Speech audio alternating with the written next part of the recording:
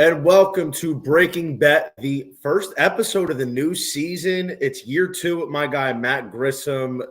College baseball is back, baby. How we doing, Matty G? Doing well. Glad to be here.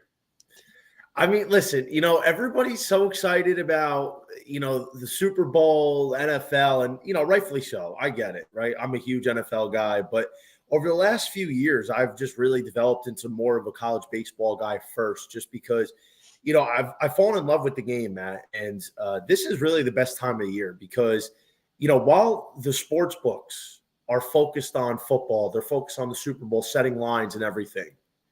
There are a lot of good numbers to be taken advantage of for the college baseball futures. And, if you pay attention, you're jumping on it early, you can really get the best of the number in a lot of situations. And we're going to go over some wildly outrageously mispriced lines that I was able to take advantage of over the last few weeks. But Matt, let's get started here on the Golden Spikes. This is an award that for the first time in history has been published, and the only place right now is FanDuel.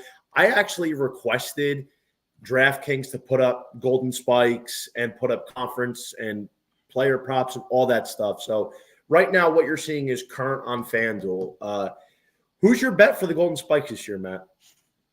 I think it has to be Jack Caggs. I don't see who dethrones him. It was kind of like how Dylan Cruz going into the season last year would have probably been the favorite, and rightfully so. I guess you could say Paul Skeens was probably the best player on that team and deserved it more so than Cruz, but Jack Caglione was right up there too, and as the top 3 finalists, probably should have won it. So I think this year he wins it all. It's weird because Caggs probably should have been the winner over Cruz, in my opinion. Like you said, Paul Skeens was the best player on that team, not Cruz. And it's not to diminish anything Dylan Cruz did. He had an outstanding year. He batted almost 430. But, I said this when it came out. Dylan Cruz shouldn't even have been a finalist last year, let alone winner. In my opinion, it should have been J.J. Weatherholt.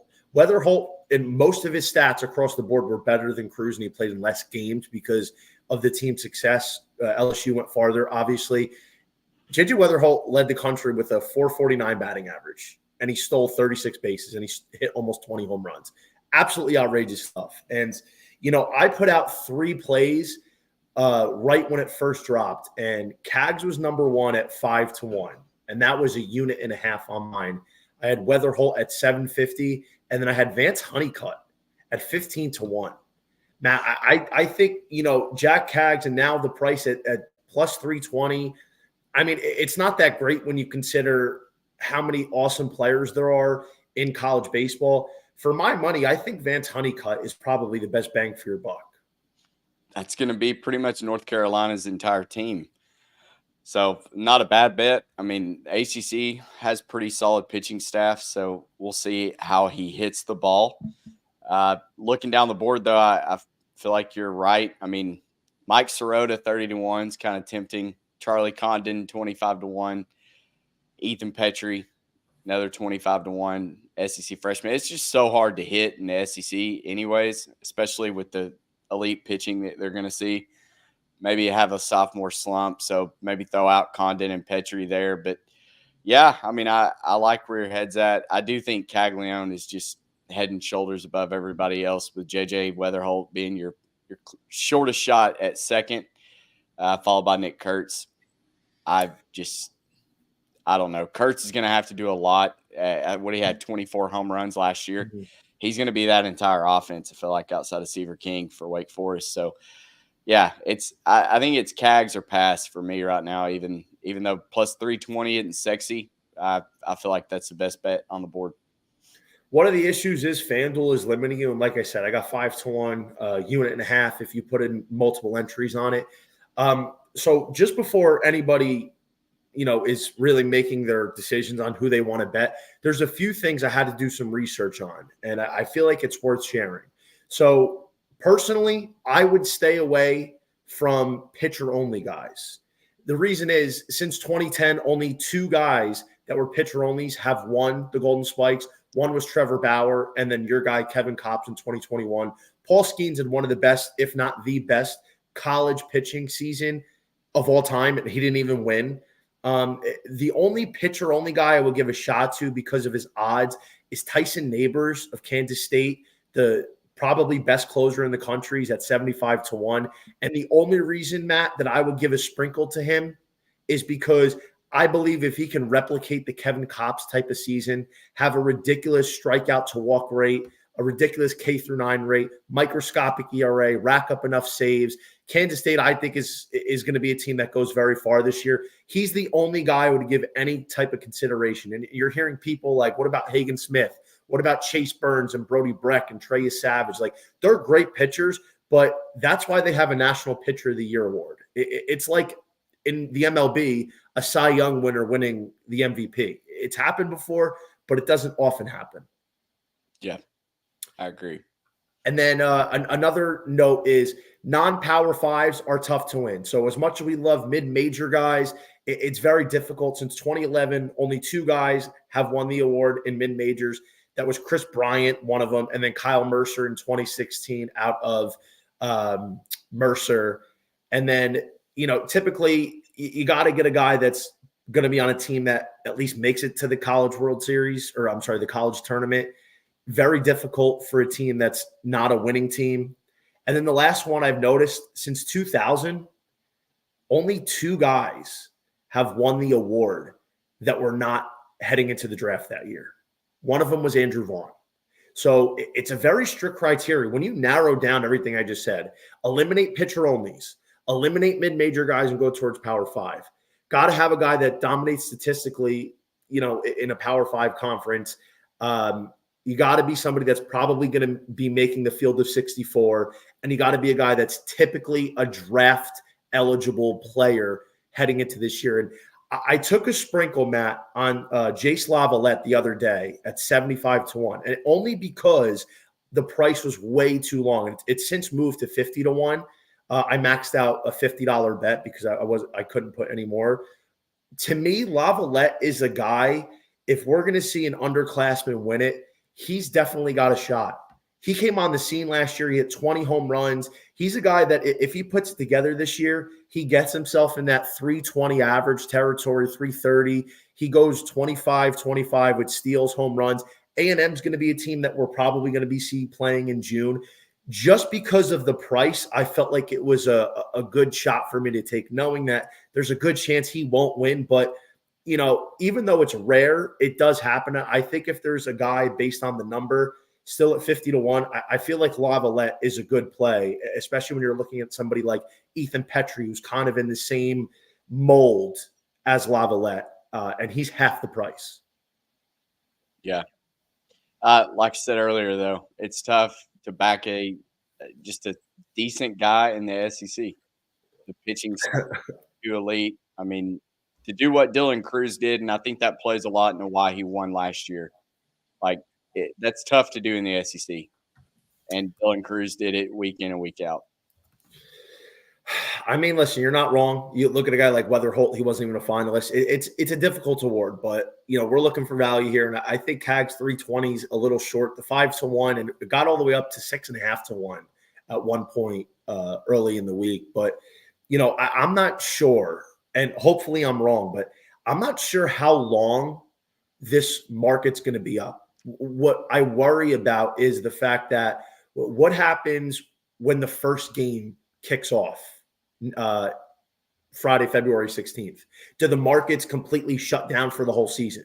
Like, do you have to get your bet in before the first game starts? That's the only thing that concerns me. So, part of me wants to just take my tickets now and let the chips fall where they may. And if we have any opportunity to play them throughout the year, then, you kind of do your research and you make your adjustments where you can. But, that's why I think maybe right now is the best time to load up. And, just to recap for anybody that missed it, to me, the best bang for your buck right now is Vance Honeycutt.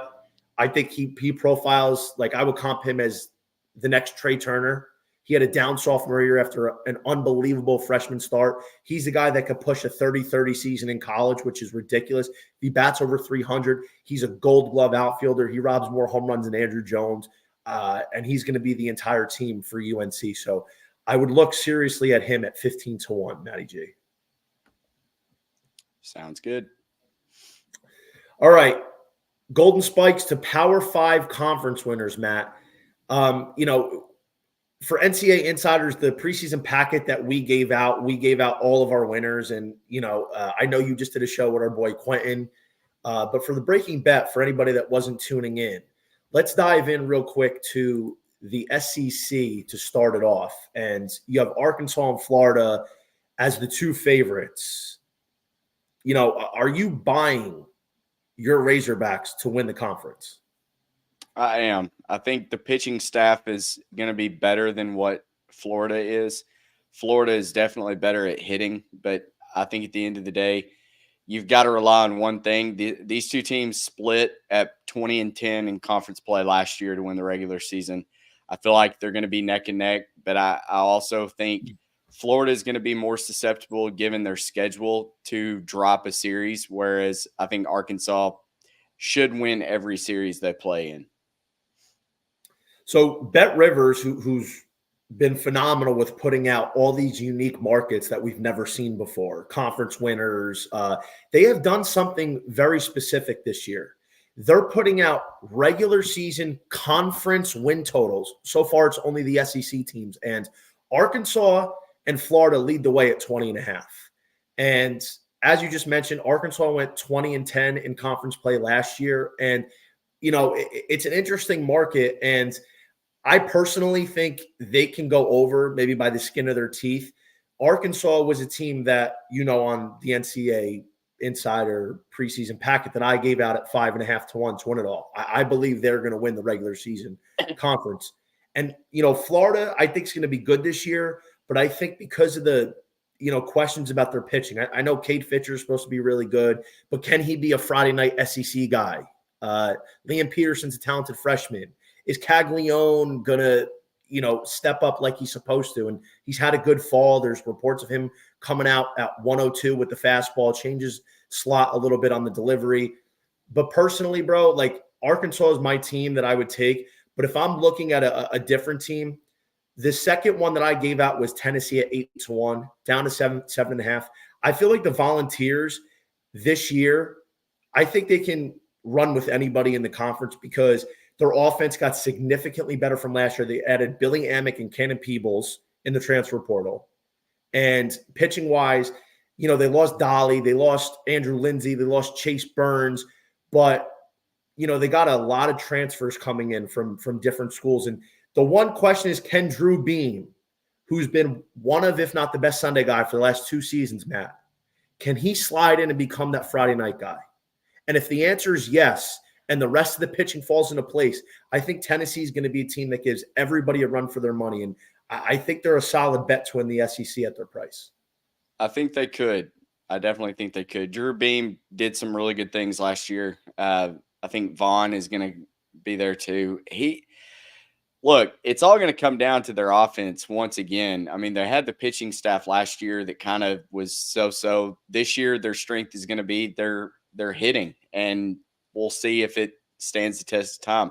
I think Tony Vitello is a very good coach. If there's anybody that can get them, rallied around a good outing from Beam and who did I just say? Vaughn. I feel like they could do enough to win and be competitive in the SEC. So we'll see. I like the Vols to make it to Omaha. I don't know as far as their depth, how far they can actually go, though. AJ Russell would have to be a big component. He had a really good year as a freshman last year. It's going to fall a lot on him and Drew Beam to really take a stranglehold there in the SEC to make a run. And, before we get off to the next conference, we got our guy Noah Beanick coming in. Look at this guy working all hours of the night. Last night, like a night owl, he's coming on noon Eastern time for Breaking Bet with Johnny V and Matt Grissom. Noah, how you doing, baby? What's going on, Johnny? Thanks for having me. You threw out the invite to me, and I was like, I got to show up for my boy. So even though, I was up a little bit late working, that's every Friday night for me because Saturdays in college basketball are insane. I'm still passionate about college basketball, but when college baseball season rolls around, I think this is a market that keeps on growing, and we've got to deliver for the folks out there, you know? We do. And Noah, we were just talking about the SEC conference winner. Matt and I both agree that Arkansas is the cream of the crop. And we got better numbers when we were doing the guide a couple weeks ago. And we put in our picks. Arkansas was 5.5 to 1. And according to my recommendation in my chart, I had a 2-unit play on Arkansas at 5.5 to 1 to win the SEC. It's come down to 4.5 to 1. Are you riding with the chalk, or do you have another team in mind? In that NCAA Insiders, that same packet that we put together, I gave out Tennessee, kind of for the same reasons that you mentioned, Johnny, but also I dissected the schedules a little bit. I know they're in the, what seems to be the stacked SEC East this season, but I thought just they had the easiest schedule straight up this season. So they catch LSU at home this year, and I honestly think the only series that I can 100% chalk up that they're going to lose is at Florida. So I think most of them, unless we get just a fall flat on their face home, they get swept by Missouri, Tennessee this season. I think the Vols, you can get a consistent 2 wins, 1 W on the road, and it not be too stumping. For the price, Tennessee is certainly solid. The Vols for me, I got them at 8 to 1 to win the SEC, but also the over 17.5 wins. You guys were just talking about this brand new conference market. Haven't even studied the numbers on it yet, but Tennessee's over is one of my favorites. I'm glad you brought that up. And, just because we have a lot to get to today, I was thinking about saving the conference wins for next week for the SEC. But when I looked at the number, I saw Tennessee 17.5. I thought that had to be a mistake. There's no way. I looked through their schedule and I was like, they can definitely win 20 games. I think they could challenge Arkansas for the most conference regular season wins. And, it's funny that you said that. And Noah, I'm in agreement with you. I think Tennessee definitely has a shot this year if they could put the pitching together. I think the hitting is going to be really good. And, why don't you kick us off here with the ACC? I know that everybody in our guide, except for me, was rolling with the chalk latte, Wake Forest Demon Deacons, a team that broke my heart, that I took preseason on this show last January, tripped at the finish line with a 2-game lead on LSU in the semifinals to meet the Florida Gators. It was absolute heartbreak for me. But Noah, do you think somebody else can unseat Wake Forest in the regular season in the ACC this year? Yeah, shout out to you, Johnny. You had him preseason as well. I wrote him up in an article preseason myself. I had him 35 to 1 to win the whole damn thing. We came up just a legendary game short. Honestly, I tip my cap to Tommy White. Honestly, just trying to fade some of the hype from that last year's LSU team. And I know Grissom and I were like, this thing's 0-0 in the 8th inning. How in the world does the run line with Wake Forest not cover here? And it was like the brain explodes when it's like if they go to extra innings and there's a walk-off, it's only a 1-run win. And then Dylan Cruz gets walked. Tommy White hits a home run off of a pitcher that he's seen in his hometown high school circles forever. And it's like, come on, dude. That one burned, but I think Wake Forest is loaded once again. And they're not loaded experience wise with returning production. But when you look at the team and they bring back a couple of pieces, but on the mound is what really does it for me. I think it's been the talk of the town for the last couple of years. The whole pitching lab, this has kind of been a factory with the arms lately.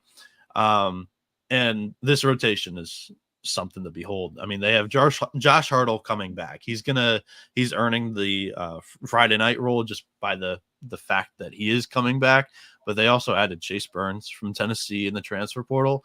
And then Michael Massey had one of the best fastballs in the country last year from the bullpen. And then they've still got Cole Rowland, who's going to sniff a line of coke and then come running out and then just absolutely can't sit still on the mound, just he's tossing up the ball, he's hurt. 3 buttons undone. Cocaine Rowland is going to miss a lot of time. Yeah. Did he? Did I miss it? Yeah, he's going to miss a lot of time. So there goes their closer. And, Cocaine Rowland's good, but he's no Cam Dominacci. So now not only do you downgrade in the closer role, but now your closer is going to be missing a healthy portion of the season. There's still plenty of depth here, too. They were pumping out a video on social media. There's a sidearm right-hander that is actually from my neck of the woods in Pittsburgh. I grew up in Michigan, went to school in Pittsburgh. I'll get you this guy's name. He looked nasty. William Ray went to Pittsburgh Central Catholic. Just nasty sidearm, two-seam sink with a nice slider. Like, they just breed pitching. So that's not a worry for me. And then you have Nick Kurtz, who's going to be a first-round talent. This team has maybe 4 to 5 first-round MLB draft picks on it. Last year, Tommy Hawk, one of my favorite players in the country, small in stature, 5'7" kid. His brother, Austin Hawk, transfers in from North Carolina. We'll see how he goes. But Seaver King also from the JUCO ranks. He's a top 10 prospect as well. And then Jack Winne stepped in for Nick Kurtz in one of the College World Series games when Kurtz had the rib injury. So he's been thrown into the fire as well. This Wake Forest team, I don't think we should be doubting the Deeks. Matt, you roll with Wake Forest as well from our guide. Anybody else that you would think? I think Virginia could possibly, but I think the pitching staff for Wake is just too deep. And if they can just do enough on offense, I mean, that's a small shoebox field, to take a term from Noah's playbook. But there we go. Wake is just too elite. I mean, it's almost like looking at the mid majors and finding value on, like a Northeastern plus 140. Like, they're just head and shoulders above everybody else. And I feel like that's where Wake is right now in the ACC. You know what? Listen, Wake Forest is always going to be a part of my soul. I do love the Deeks. I'm always going to root for them. But to tell you the truth, like the number has dropped. Now it's minus 110. It was originally 2-1. And I still thought that was way, way, way overpriced. Like, I like my 2-1 that I got rather than the minus 110 right now. I personally didn't even want to buy it at Wake Forest at that price. And the reason is because, listen, first of all, the way they lost last year, that is not every team responds immediately to that kind of heartbreak. That's a tough thing to get over. That's number one. Number two, they lost almost their entire offense with the exception of Nick Kurtz. They lost their entire starting lineup except for a guy who's going to be a top 5 draft pick this year. You get Seaver King, who a lot of people don't know about because he's transferring from JUCO, and a lot of people don't follow. But as you said, he's a top 10 prospect, top 15. We're expecting a lot of things out of him.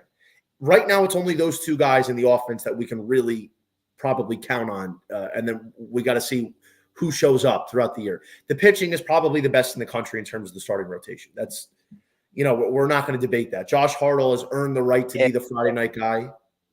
Matt, save it because we know you're an Arkansas diehard, but Josh Hartle has earned the right to be a Friday night guy. He's going to be a first rounder this year. Chase Burns is a big step. That's a big ask to go from Sunday to Friday. I think he can handle it. He's earned it. Chase Burns, Saturday, coming in from Tennessee. If the pitching lab does for him what it did for Rhett Lauder, then we're going to see this guy be probably a top 3 pick because Burns' arm talent is up there with anybody else in the country. That includes Brody Brecht. Rhett Lauder is probably the floor for his draft prospectus, you would think. You would think. He's got like 8 miles an hour on Rhett. Michael Massey coming in from the pen to the Sunday roll. I have no problem with the starting rotation.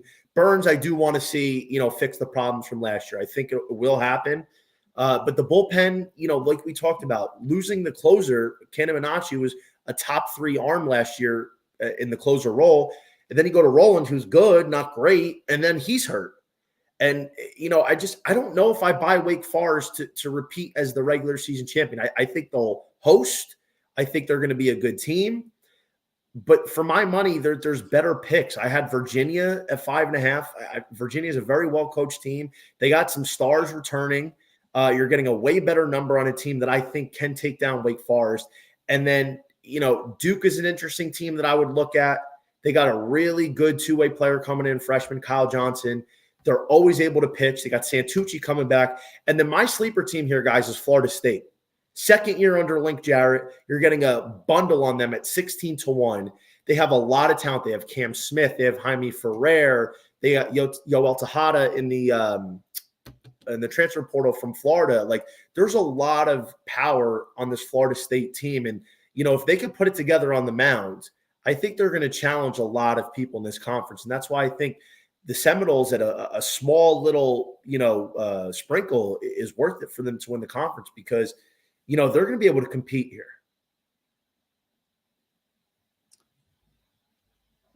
Agreed. I would say so. I'm interested so you're taking the field rather than Wake Forest. Yeah. And then you give out Florida State, naming them as one of the long shots in the conference. Mm-hmm. What are kind of your opinions? Because I think right now, talk of the town, you got a Clemson team, a Duke team, an NC State, Virginia, and North Carolina. They're all kind of jammed into the top 25 here.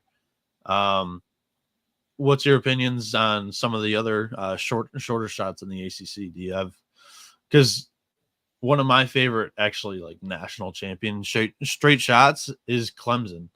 I was wondering your opinion on them. You know what? Listen, I think Clemson will be good. I don't think they're going to repeat last year. They lost Caden Grice, who was one of their best players. They lose Billy Amick. Yeah, they got Will Taylor. He's good. They got Cam Canarello, who's going to be one of the top picks in next year's draft. But I just don't know if they're going to have enough on the mound to consistently compete every weekend with the likes of Wake Forest or Virginia. I don't know if their offense is going to have enough. Like, Clemson has a good program. I'm not saying they're going to be bad. I'm not saying they're not going to make the field of 64. But if you're asking me to think that they're going to make the College World Series or they're going to win the ACC regular season, I'm not buying it. It wouldn't shock me because they're a good program. They have really good players. But I just wouldn't put them up there with a Wake or a Virginia or even a Duke, because Duke is the team that I think a lot of people are sleeping on. Yeah. They're coming in hard, bro. They got Santucci coming back. They got a great two-way player. They got Fran O'Shell. They have a bunch of pitching arms out of the pen that they just turn them out. And then they always find a way to figure it out on offense. So, I mean, for my money, the best mid-range shot would be the Duke Blue Devils. I think Duke, in my opinion, so you have the College World Series Final 8, right? I think Duke is going to be the 9th or 10th team. In other words, I think they're going to just miss the College World Series. I think they're going to get far, but they're just going to miss because they're not going to have enough firepower. But they're going to be a team that's going to be feared because they're going to be able to pitch with the best of them. So pretty much what they did last year. I mean, they lost to Virginia in the Super Regional. So basically, yeah. But yeah, I don't think there's a wrong answer when you're looking outside of Wake Forest. So if that's the angle, I certainly love Duke and the pitching that they bring back. But I think a lot of people are once again overlooking Clemson. I'll just leave it at that. I think the ACC is kind of like the SEC little brother. You've got the top teams, and then you've got kind of everybody else who's going to end up cannibalizing each other. I've kind of always said, or at least coming into this year for sure, the ACC kind of lacks like the top tier talent, like the national championship contending teams in the conference, but like 2 through 10, I think is very, very competitive. Yeah. So, yeah. That does it for ACC. Maddie, start us off with the Big 12. We got a couple horses in this race here, buddy. But I feel like everybody in the guide was going to pick TCU. They've got two-way player Peyton Tolley. I think he's going to be good. Cole Klecker's back. Ben Abelt is one of the pitchers that really stepped up in the postseason when they came to Fayetteville and blew out the Arkansas Razorbacks. Abelt looked unhittable, and I think they carried that over. Had a lot of success against Indiana State. Got to Omaha. What'd they win? 2 games or 1 game? I can't remember. I think they beat Oral Roberts once, and then yeah, that's right. But eventually, the Virginia magic wore once. off. They kind of had a lull in the middle of the season, didn't play very well, and then really turned it on late. They're probably the short shot for a reason. I think Texas with LeBaron Johnson Jr., if you followed my stuff, I like pitchers. I'm going to hammer the pitching rotation in every handicap I do. If Tanner Witt can take that very needed step forward, he had like an 11 ERA last season. Okay. This kid was very highly touted. He should be the Saturday starter behind LBJ. LBJ is coming back. Lucas Gordon, Pete Hansen before him. Like, Texas always has their Friday night guy. Mhm. But the key is to have that 1-2 punch, and I think Tanner Witt could be that. Charlie Hurley is also returning. He got a lot of time last year. So I really like Texas to win the Big 12. I actually think they'll win it over TCU because similar to last year, TCU is susceptible to hitting a lull. Outside of that, Oklahoma State's always somewhat dangerous of a team, pretty high-powered offense, but they don't really have a good pitching staff this year. Kansas State, you talked about Tyson Neighbors earlier, maybe the best closer in college baseball, but they don't have the offensive run support for it to even matter. I mean, if you're down 8-4, having the best closer is not really doing you any justice. So we'll see if Owen Barema can step up, have some success, but as of right now, I think it's a 2-horse race between Texas and TCU, and I'm going with the Longhorns to come out on top. To be honest here, I don't disagree with what you said. Texas is good. They are. They have two really good. If Tanner Witt is Tanner Witt, they have two great pitchers. They have a very strong 1-2 punch. They got Jared Thomas. They got the freshman Will Gasparino. They got Porter Brown. They got some bats. They always do. Texas is always tough when you get down to late May and early June. It's just, for me, TCU, you overlooked one guy they added. He's not a big name, but he's a solid arm. You got Ben Hampton from West Virginia in the transfer portal. They got Anthony Silva back at shortstop. They got Tolley adding into the lineup. I think, TCU has a lot of magic in them still, and they kind of just started scratching the surface. Cole Glecker grew up before our very eyes in the biggest moment on the biggest stage last year. And I think they're going to have a good enough pitching staff, and they're going to have enough offense to keep all the other teams at bay. Oklahoma State, you said it, no pitching. They lose Ron Watts-Brown. They're never really a big pitching team. They got a couple bats in the lineup that we really like Nolan Schubart and Carson Benji. Texas Tech, I don't buy Texas Tech. I don't think they have enough. They have some good hitters in Gavin Cash and Kevin Bazell. West Virginia is going to fall off. To me, it's TCU and it's Kansas State. I know you're not high on Kansas State, but that's one of my teams to make the College World Series. And actually, I have a ticket on them to win because I feel like they're going to have a lot of guys. And if they're going to go anywhere, it's going to be because Kalen Culpepper is leading the charge.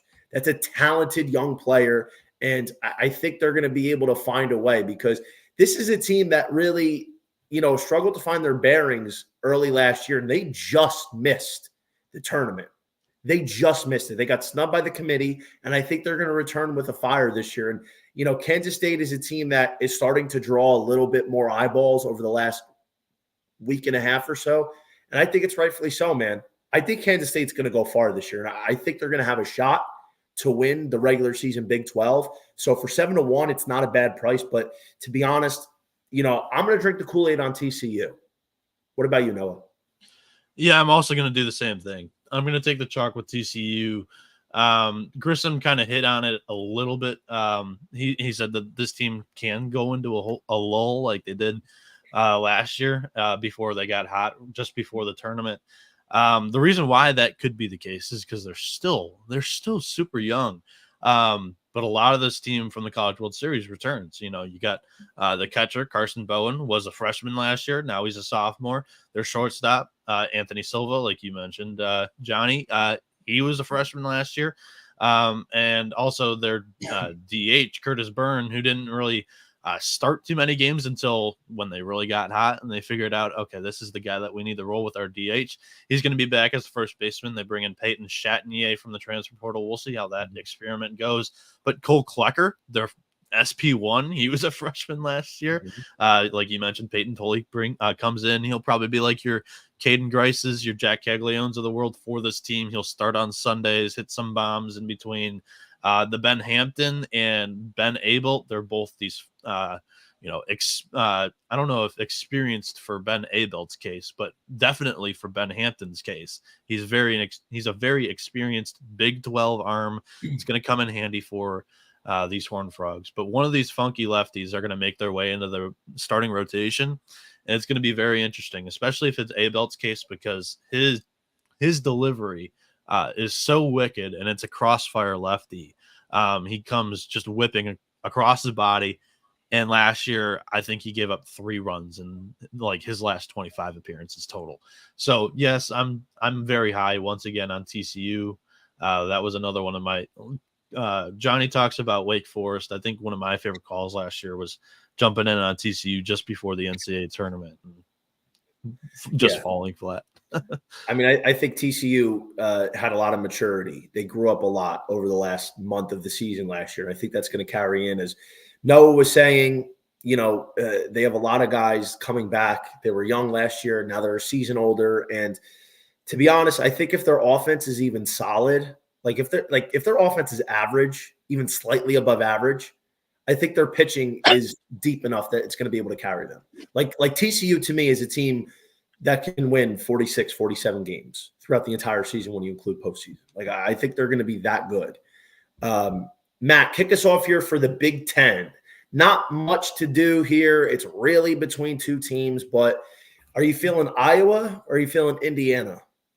I know you boys all like Indiana, but I'm going Iowa. And again, because of the pitching staff, Brody Brecht should be able to elevate his play to another level. We know about his fastball. He's given up football. He's focused. What I've got to believe, he's focused all of his time on getting that control. And then you've got Marcus Morgan. It's the best 1-2 punch in the Big Ten. One of the best ones in the country, honestly. I think these two combined, if their offense can just get on base, I feel like they can do enough to win the Big Ten. Give me the Hawkeyes all the way. I'm not buying Indiana. Noah? Yeah, certainly the 1-2 duo in that starting rotation is great. Even Cade Obermuller, son of MLB or Wes Obermuller, holy moly, I can't talk this morning. Keep an eye out for him. He's another really good lefty that should be drafted this season. Iowa's starting rotation's legit, but also Indiana's pitching staff was super deep last year. They were dealing with injuries. A lot of freshmen were thrown into the fire. This is a bullpen that went by committee for 90% of its games in the final couple of months. And then they bring back Devin Taylor, who was outstanding for them last year. Batted .315 with a 1080 OPS. He's the name to know if you want to get cute here and go with Indiana like I did, like maybe Johnny did, if Grissom referred to both of us as taking Indiana in that case. But yeah, I mean, Indiana's returning 4 guys that hit double-digit 4-baggers last year. Brock Tibbetts, Carter Matheson, and Tyler Cerny are the other 3 names to know here. They are coming into the season without their Friday night starter, Luke Sinnard, due to an elbow injury here. But like I said, Indiana, by committee approach last season, threw a couple of guys into the fire that should be experienced for this season. Connor Foley and Braden Reisdorf, two names to know. Indiana, I think, is live just because I think they're the next team up. In my opinion, it's a 2-horse race. The team's kind of right behind them this year. Maryland, I expect them to fall off a little bit after losing Rob Vaughn to Alabama, and the roster kind of got pieced apart. Matt Swope will probably be the story of the Big Ten this season, as he played for Maryland and was on the coaching staff for Vaughn with Maryland. Now he steps into his dream job. Rutgers, they've got a really nice arm in Christian Coppola, who pitched for the USA collegiate national team in the summer. And then Nebraska, Minnesota, Michigan. I think all of these teams are kind of fighting for 3rd through 6th or 7th in this conference here. I mean, we do believe it's a 2-horse race. I'm not going with Iowa because I don't think Iowa is going to be able to hit. And I like Brody Brecht. I think he's going to be a star. He's got arguably the livest arm we've seen come out of any draft in the last decade. But the fact is, like, we still need to see him be fully polished. When he's on, he's unhittable. But we've seen too many times where he's missing the strike zone. He walks a ton of guys, especially started early last year. And I think the fact is, until we see that command and he's polished a little bit more this year, I can't buy him as a true ace that I can count on every Friday night. Because when he's off, it's brutal. He might not get out of the first inning. Like, how many times last year did he walk 5, 6, 7 guys in 2 innings? It happens. And I think, here's something that I'm very curious. And this goes a little bit more into the early part of Iowa season. They're a cold weather team. So, you have a little bit of a disadvantage to the guys in the SEC and the warmer weather states. I feel like Brody Brecht is a guy that I would look to fade when he's pitching early in the season. They open up the season with Seton Hall. I mean, if Iowa's like a minus 285 favorite or bigger, and Seton Hall you're getting like plus 250, I would look to attack the Pirates because, it's very hard sometimes for a power pitcher to get on track to start the season. It takes them maybe a month or so. But in terms of the Big Ten here, I took Indiana at 7-1. That's when I gave them out. That's why, the value was too good. And they're nearly cut in half at this point. But Devin Taylor is probably the best player in the conference, non-pitcher in the conference. And I think it's fair to say that this team's going to go as he goes. And if he has the season that he builds off of last year, he had a phenomenal freshman campaign last year. If he builds off that this year, he's going to take this team pretty far. And to be honest, Indiana is, I don't think they're going to win, but they're 150-1 to win the College World Series. I feel like it's an interesting little taste. They're not going to win. I don't think they'll make it. But if this pitching staff is solid, Luke Sennard eventually comes back and the rest of their guys pan out, I definitely see this team winning the Big Ten because it's really between them and Iowa. Now, I don't think Maryland or Nebraska or Michigan or any of these other teams are really going to challenge that authority. Sennard's not going to come back due to Tommy John, but Okay. I think they're live. It just provides you a couple of hedge opportunities too, should they get to the supers. I'm not bold enough to do it, but Indiana could be one of those teams, especially one of my favorite handicaps, especially in preseason, is regionals. They're called regionals for a reason. Indiana, should they make the NCAA tournament, you're probably looking at a Kentucky regional in the NCAA tournament, should Kentucky be a top 16 seed, just because Indiana's right there. The Big Ten, in my opinion, is not really going to have a host, and they're closer to Kentucky than Iowa would be. So if I'm specifically trying to target out some SEC teams that are beatable via regions, I think Indiana might have a good draw coming with Kentucky. Listen, you could take Iowa and Indiana to win the Big Ten plus 300, plus 400. They don't play each other. Exactly. So that's a big benefit. I mean, that bet cashes. It's going to be Iowa, Indiana.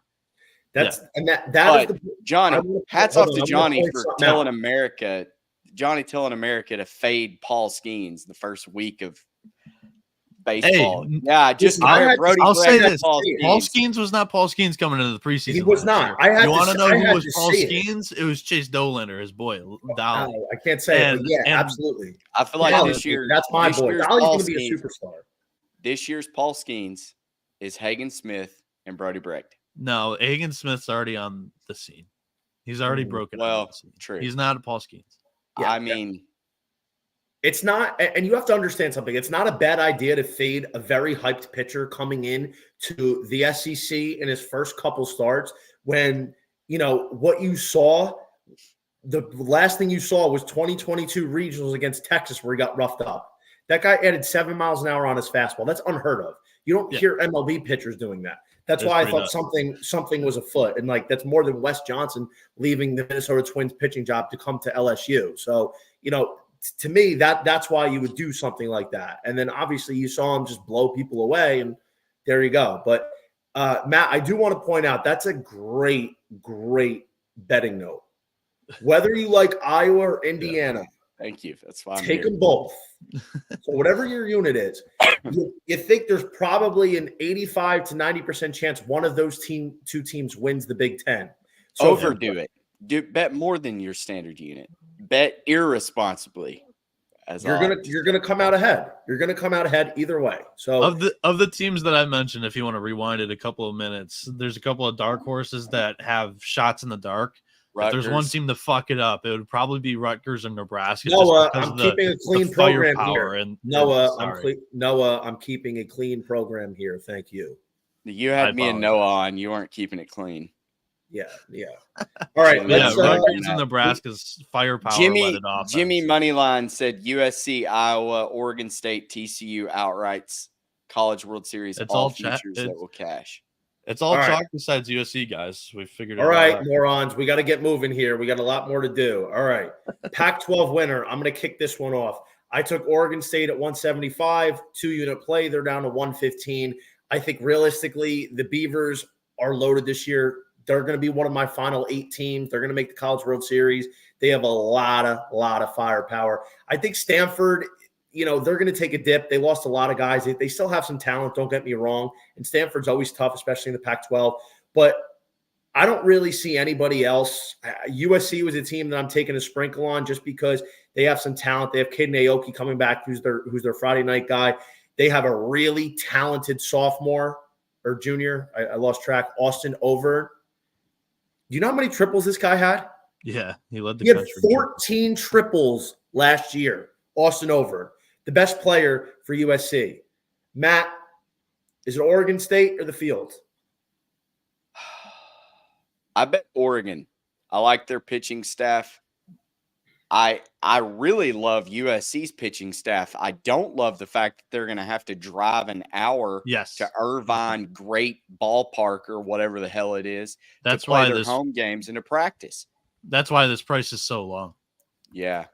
It's unfortunate. But, yeah, is it Stromsburg and Caden Aoki? They've got one other guy that I really like that I backed last year. But, yeah, USC probably would be a fun bet, sweat out. I think they were like 22-1.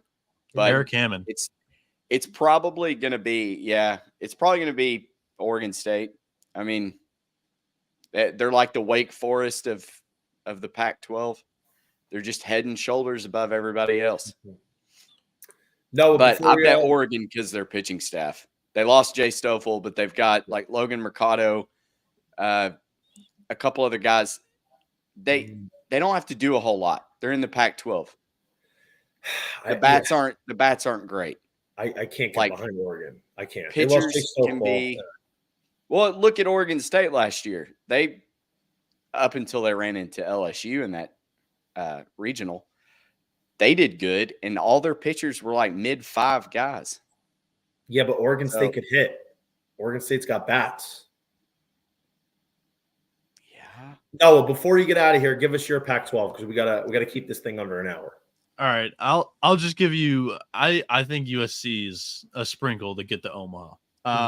That one that price is amazing. I mean, you're getting that one at 24-1. The conference price opened up at 26-1 solely because they are restructuring. They're getting pretty much a brand new baseball stadium, so that's why they can't really host home games in conference. And I think that's going to be a huge hit. They're playing at UC Irvine's home field in between weekends when the Anteaters are out of town.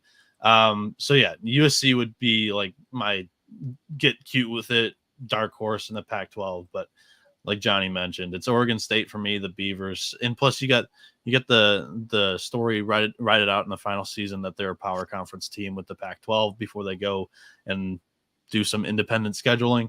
I'm happy that they decided to go to the independent route, but the lineup stacked between Bazana, who Johnny already mentioned, Elijah Hainline coming in from Washington State, Mason Guerra, Gavin Turley, Micah McDowell, Brady Casper, and then the SoCal stud freshman, Trent Caraway. I think he's going to be one of the best freshmen on the west of the Mississippi, honestly, and that's including Arkansas, in my opinion.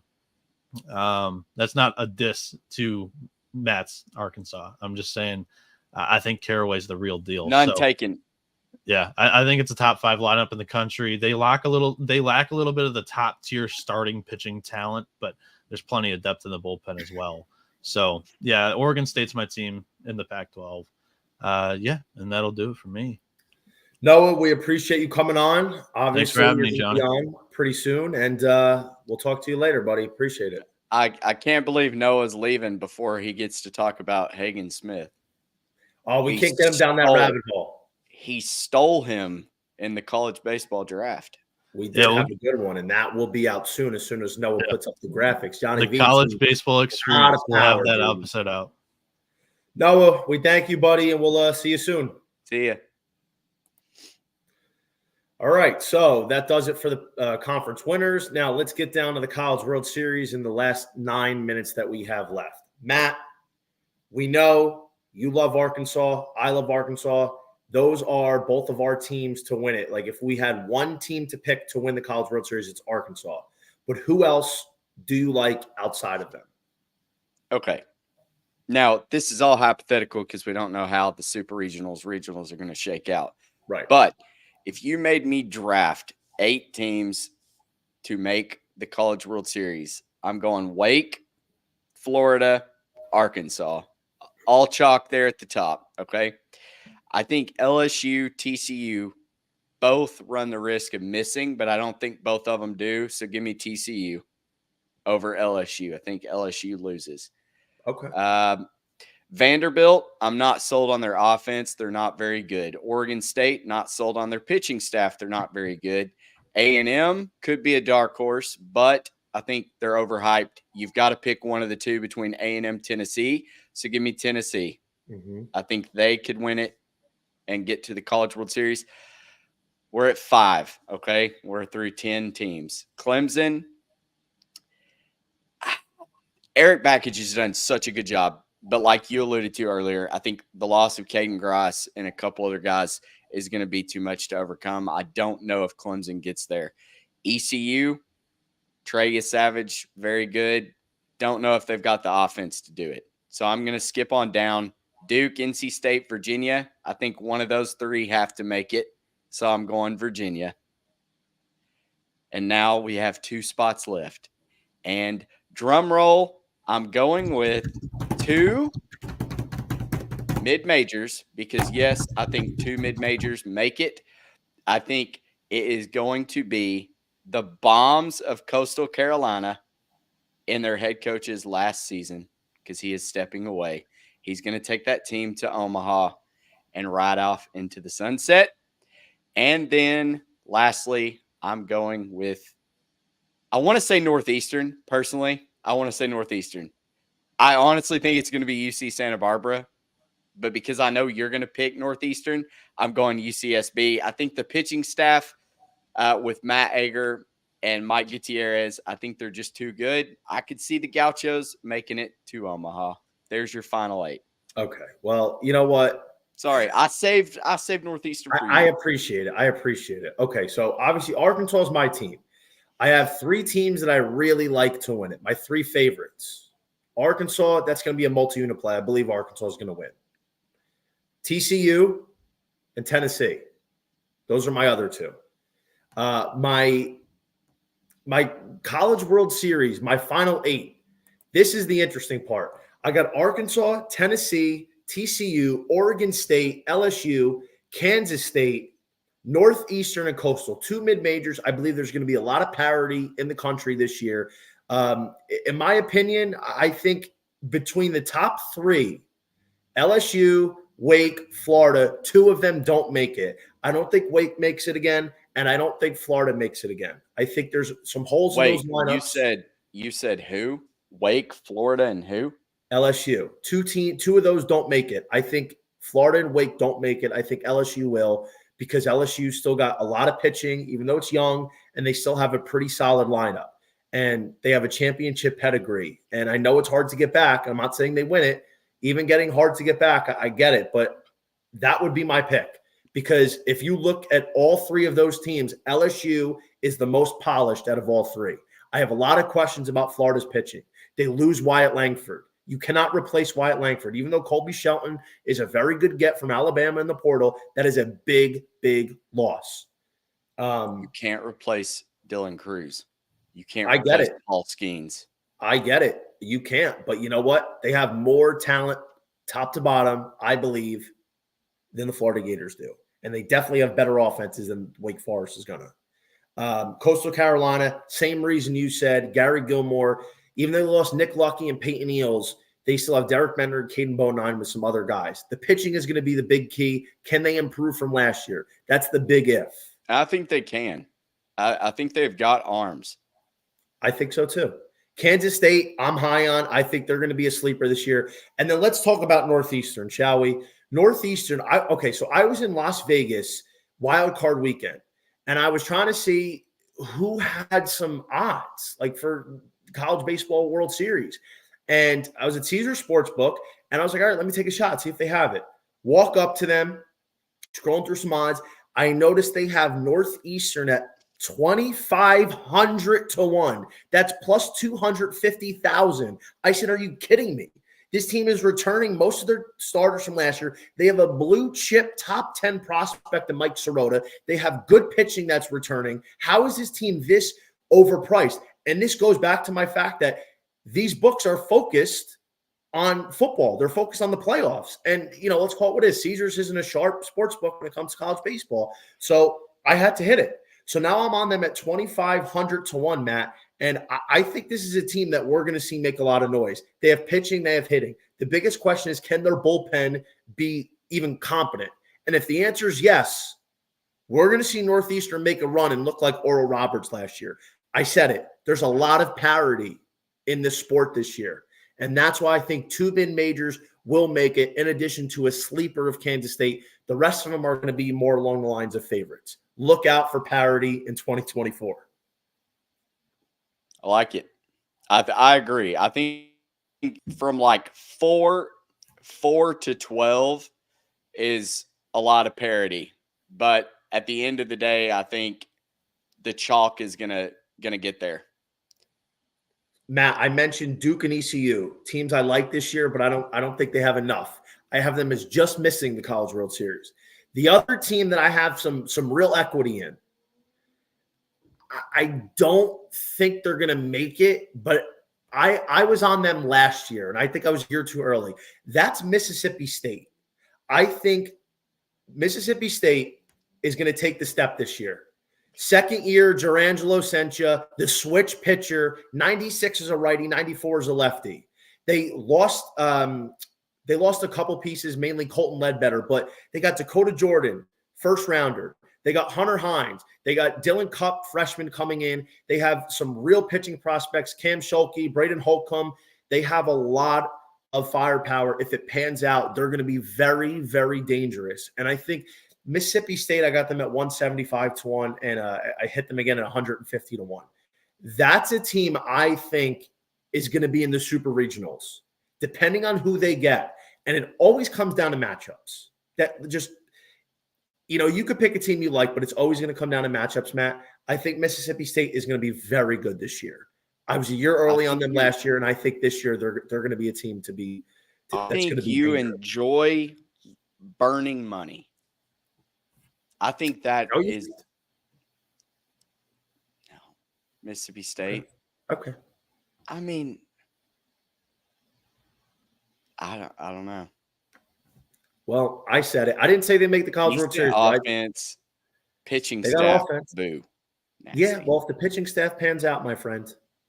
But Matt, we gotta keep this under the hour. But this is a great show, man, and we're gonna be back a couple times a week starting next Friday. We're gonna preview a couple more in depth of like the SEC conferences. We're gonna go team by team, and after that, we got some game action. We're gonna be doing Fridays and Saturdays, and don't forget to follow us on Twitter. I'm at _JohnnyVTV. He's at Grissom on X. And yes, I call it Twitter. I do not call it X. Thank you so much for tuning in, and we'll catch you next week.